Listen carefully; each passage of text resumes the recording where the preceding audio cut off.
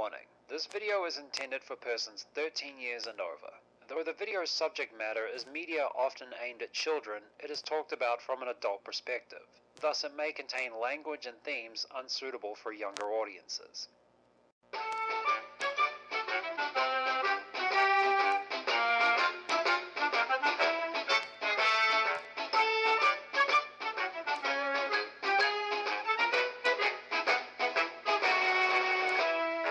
What up, snitches? I'm the Animaniac, and today I'm diving back into the past to talk about one of my favorite Hanna-Barbera cartoons, Wait Till Your Father Gets Home.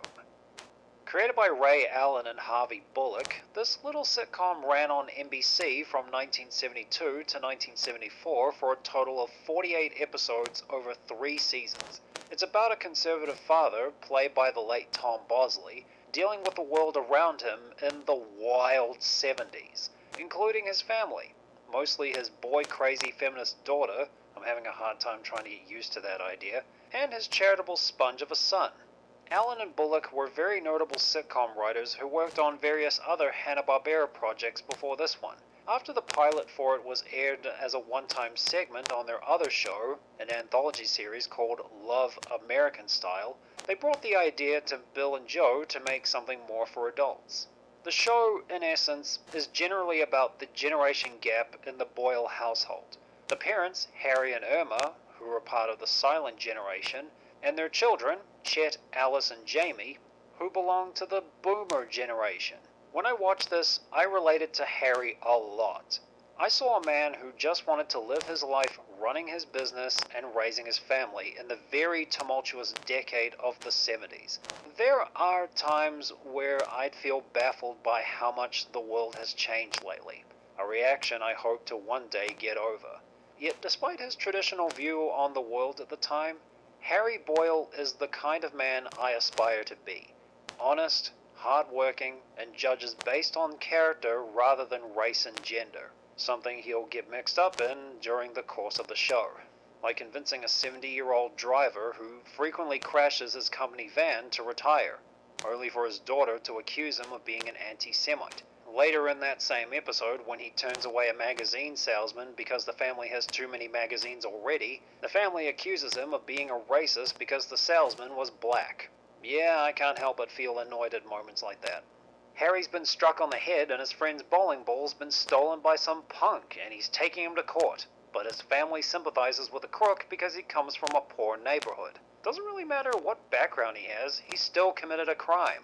You guys seeing a pattern here?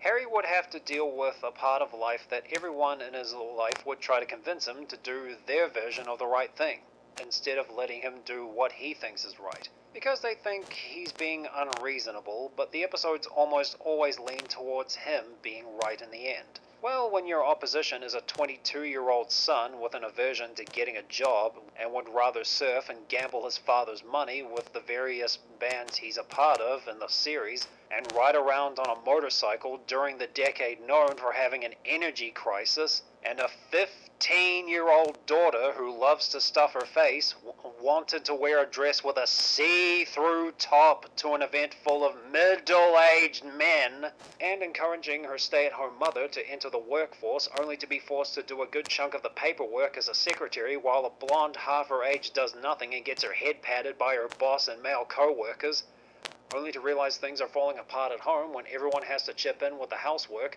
I have no choice but to side with Harry. By the way, if there was ever a time where I'd get to say, okay boomer, this will be it.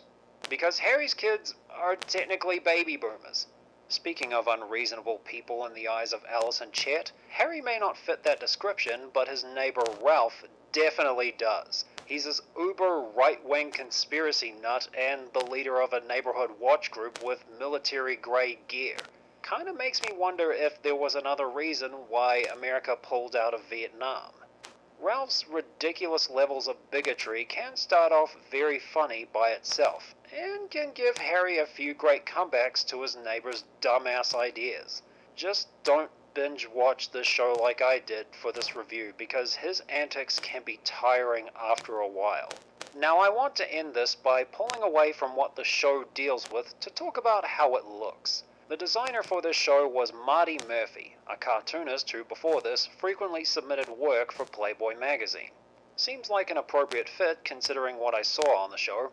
By the way, these images you're seeing right now, they're part of a dream sequence where Harry trades in Irma for a younger, more attractive model to counter a point his kids made about if something gets old and worn down.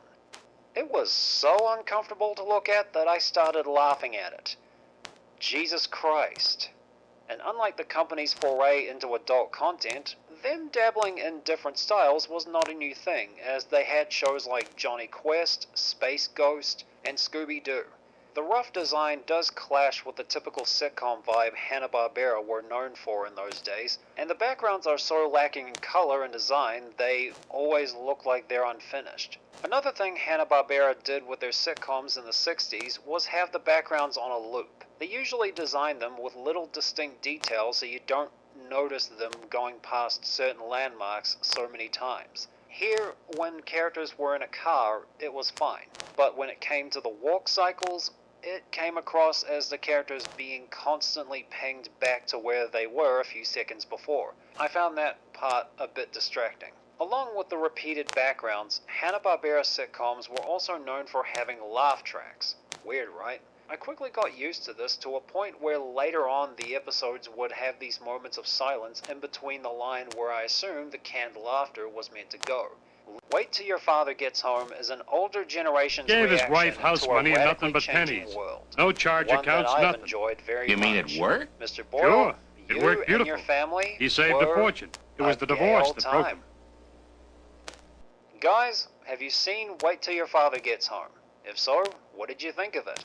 Let me know in the comments. If you guys want to stay updated on future videos and see some cool artwork, be sure to follow me on Twitter, Facebook, Tumblr, and DeviantArt, and be sure to subscribe to my backup channel over on BitChute. The links are in the description, and if you want to be the first to know when a new video will be up, ring that bell after you subscribe.